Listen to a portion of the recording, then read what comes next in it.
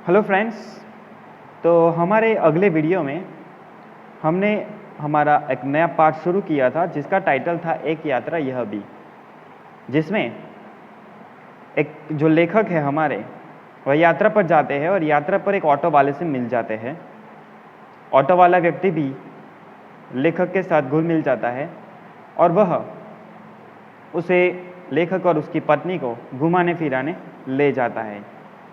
इतना ही नहीं बल्कि लेखक और वह ऑटो वाला एक दूसरे के बारे में, एक दूसरे की लाइफ के बारे में भी बातें करने लगते हैं। और यहाँ पर हमें पता चलता है कि मोहन एक बीए पास ऑटो वाला था, अपने भाई और भाभी के साथ रहता था, लेकिन एक इंसिडेंट होने की वजह से क्या होता है, उसके भाई और भाभी उसे घर से निकाल देते हैं और वह नौकरी की शोध में दिल्ली आ जाता है, ग्वालियर आ जाता है, सॉरी।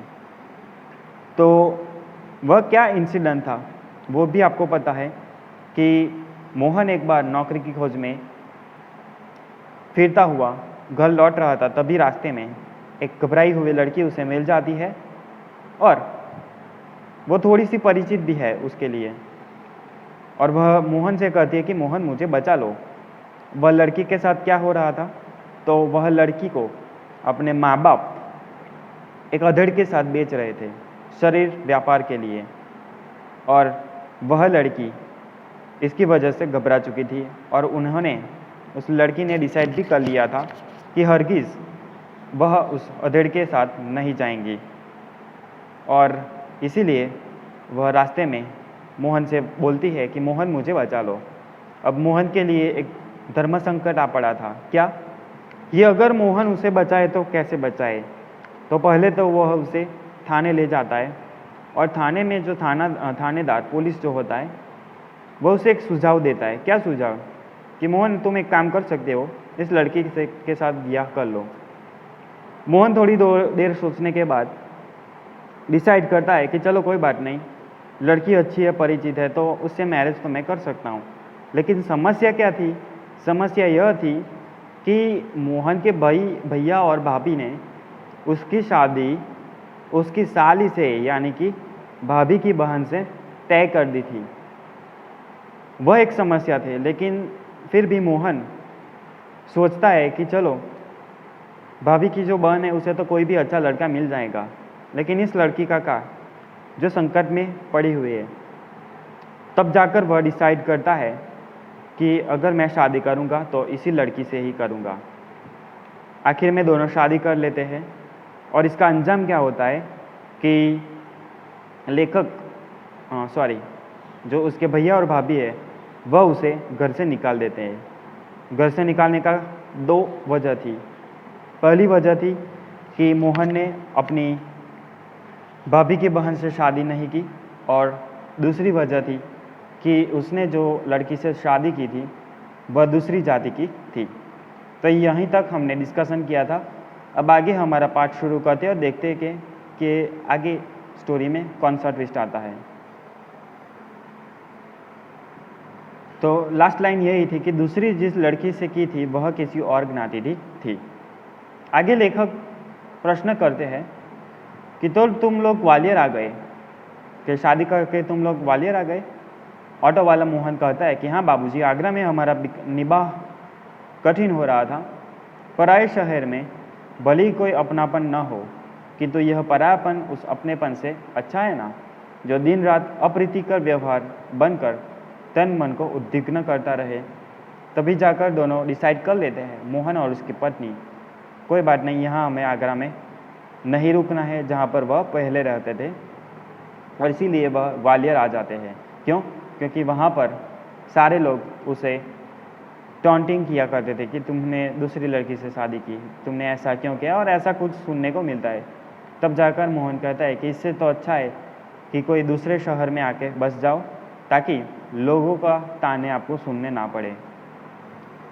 लेखक कहते हैं हाँ सही कर रहे हो। तो यहाँ कोई नौकरी तो रखी नहीं थी, बस ऑटो का दामन थाम लिया और उसी के सहारे चल रहा हूँ। मोहन कहता है कि यहाँ पर नौकरी की जो आशा थी वो तो मैंने छोड़ दी, लेकिन अब मैं इस ऑटो के सहारे हमारी लाइफ जी रहे हैं। वास्तव में तुम तो बड़े हो मोहन। लेखक यह बात सुनकर खुश हो जाते हैं। लेखक के खुश होने का कारण क्या था? पहला कारण कि मोहन ने एक संकट में पड़ी लड़की को बचाया था, कोई भी किसी भी बात की विचारणा किए बगैर। यह बहुत अच्छी बात थी मोहन की, और लेखक इसी से खुश हो जाते हैं। उसका आत्मीयपूर्ण व्यवहार देखकर खुश हो जाते हैं और कहते हैं कि वास्तव में तो तुम बहुत बड़े हो मोहन। बड़े बड़े लोग तो नारी हित में बड़े बड़े लेक्चर ही देते हैं। लोगों का काम है कि चलो स्त्री सम्मान करो, ऐसा करो, कई कार्यक्रम रख देते, लेकिन जब कुछ करने का बारी आती है तो कोई कुछ नहीं करता। और कहते हैं लेख कविताएं लिखते रहते हैं किंतु अपने व्यवहार में नहीं उतारते, बस लोगों को बोला करते कि ऐसा करो, लेकिन जब करने की बारी आती है तो कोई कुछ नहीं करता। लेकिन तुमने तो बहुत सहज भाव से एक लड़की को दुर्दशाग्रस्त होने से बचा लिया और अपने जीवन के साथ उसे सम्मानपूर्वक लगा लिया। कहता है कि तुमने तो बहुत अच्छा किया कि एक लड़की को तुमने बचाया और उसकी लाइफ सेट कर दी, उसे दुर्दशाग्रस्त होने से बचा लिया। मोहन कहता है बाबूजी, इस कार्य से मुझे भी संतोष बहुत मिला। मैंने तो एक बार उसका उद्धार किया, किंतु वह तो मुझे प्रायः मुझे संकटों से उबारती रही है। मोहन कहता है कि चलो बाबूजी, आप तो ठीक कह रहे हैं, लेकिन मुझे ऐसा फील हो रहा है कि मैंने तो उसका उद्धार सिर्फ एक बार किया, लेकिन वह हर रोज़ मुझे ऐसा फील करवाती है कि वह मेरा उद्धार रोज़ करती है। मोहन की यह कहानी हम पर छा गई और वह हमारे मन में कितना बड़ा हो गया। लेखक कहते हैं कि मोहन की यह जो स्टोरी थी, यह सुनकर उसकी जो इम्प्रेशन हमारे माइंड पर पड़ी वो बहुत ही अच्छी थी कि एक सामान्य ऑटो वाला भी कितना बड़ा डिसीज़न ले सकता है, किसी लड़की की बचाना, किसी लड़की की ज़िंदगी संवारना और किसी लड़के को इतने से ज़्यादा रिस्पेक्ट देना, कितनी अच्छी बात है। आगे कहते हैं गाड़ी का समय हो रहा था।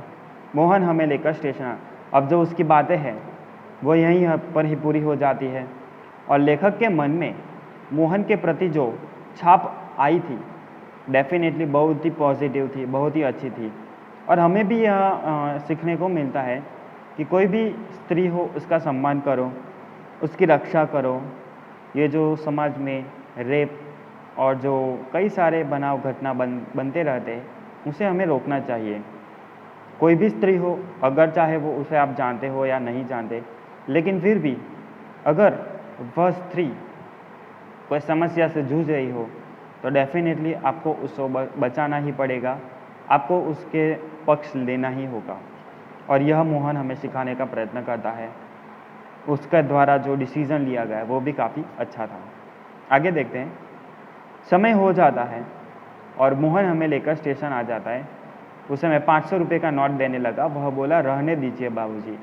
अब मोहन और बाबू यानी जो लेखक है उसके बीच एक कनेक्शन, एक बॉन्डिंग हो गई थी और इसीलिए मोहन बोलता है कि बाबूजी आप रहने दीजिए,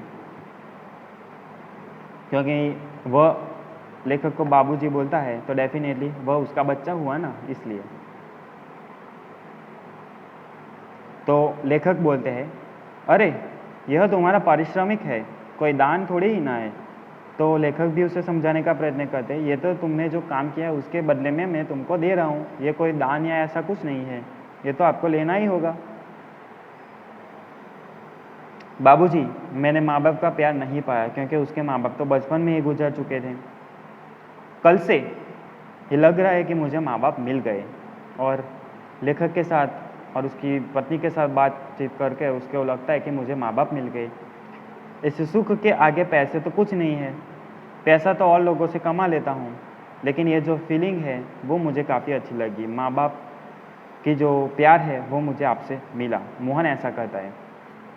बेटे, लेकिन मेरी भी तो सोचो, मैं भी बेटे का शोषण कैसे कर सकता हूँ।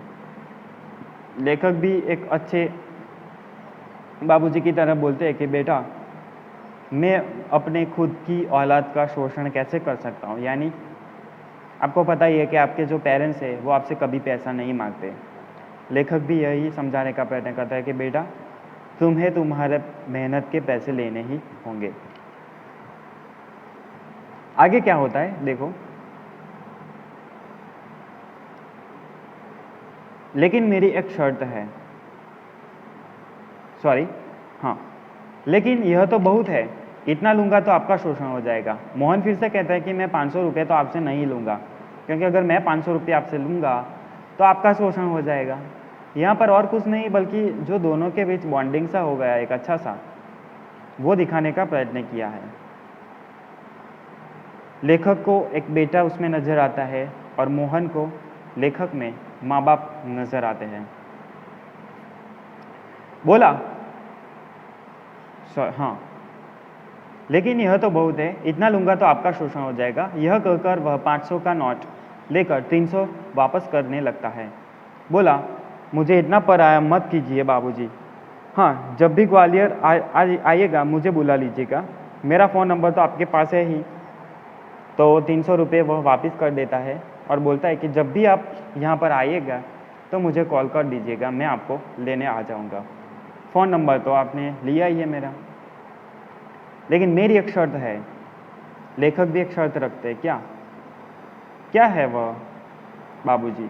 ये 500 रुपये चुपचाप तुम्हें लेने ही पड़ेंगे। लेखक भी अपने बेटे को, यानी बेटे जैसे को, कैसे ऐसे हालत में छोड़ दे? उसकी जो मेहनत की कमाई हो वो तो उसे देनी ही होगी। तो वो फिर से कहते हैं कि चलो ये 500 रुपये ले लो। तो उसने 300 रुपये अपनी जेब में रख लिए। जैसे कह रहा हो यह कैसी शर्त आपने रख दी बाबूजी? वह लेना तो नहीं चाहता था, लेकिन शर्त होने की वजह से वह ले लेता है। कुछ क्षण बाद बोला बाबूजी आपका फ़ोन नंबर तो मेरे फ़ोन पर आ ही गया है, कभी कभी फ़ोन करता रहूं क्या? और वह बोलता है कि आपका नंबर भी मेरे पास है, तो मैं क्या आपको फ़ोन कर सकता हूं? तो लेखक बोलते हैं हाँ भाई हाँ, शौक़ से करना, मुझे अच्छा लगेगा, क्यों नहीं कर सकते, क्योंकि हमारे भी सब एक बॉन्डिंग सा हो गया, तो डेफिनेटली आप मुझे कॉल कर सकते हैं, ऐसा लेखक बोलते हैं।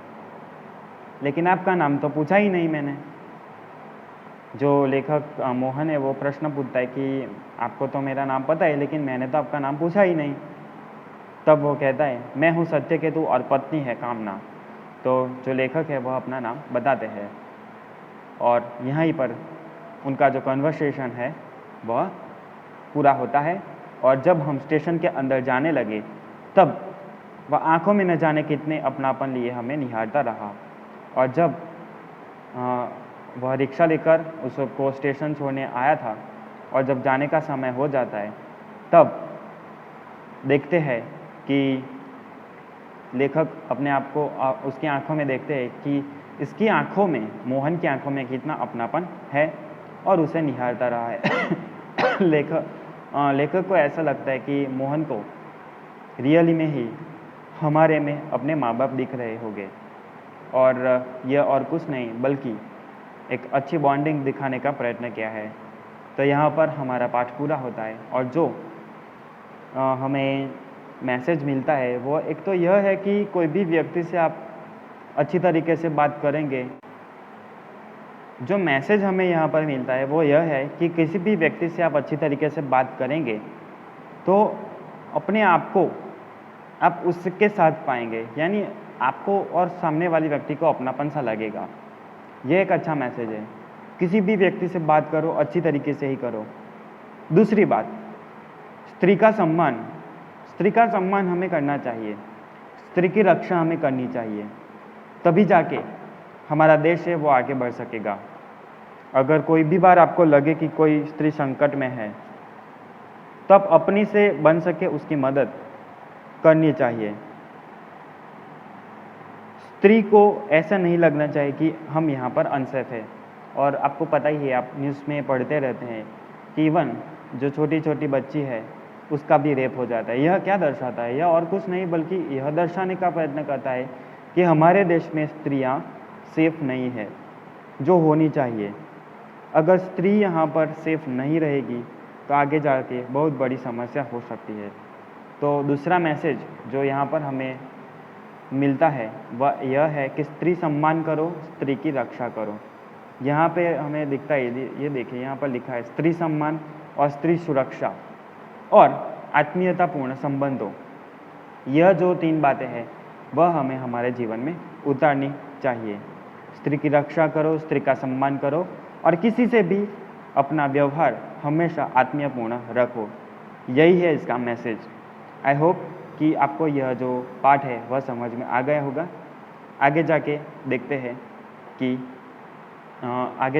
हैं कि हम हमारा नया पाठ शुरू करेंगे और ठीक इसी तरह आप पढ़ते रहिए। अब आज भी मैं आपको वर्कशीट भेजूँगा, तो वर्कशीट का काम भी आप करते रहिए। तब तक के लिए अपना ख्याल रखिए और पढ़ते रहिए ऑनलाइन। Thank you, bye.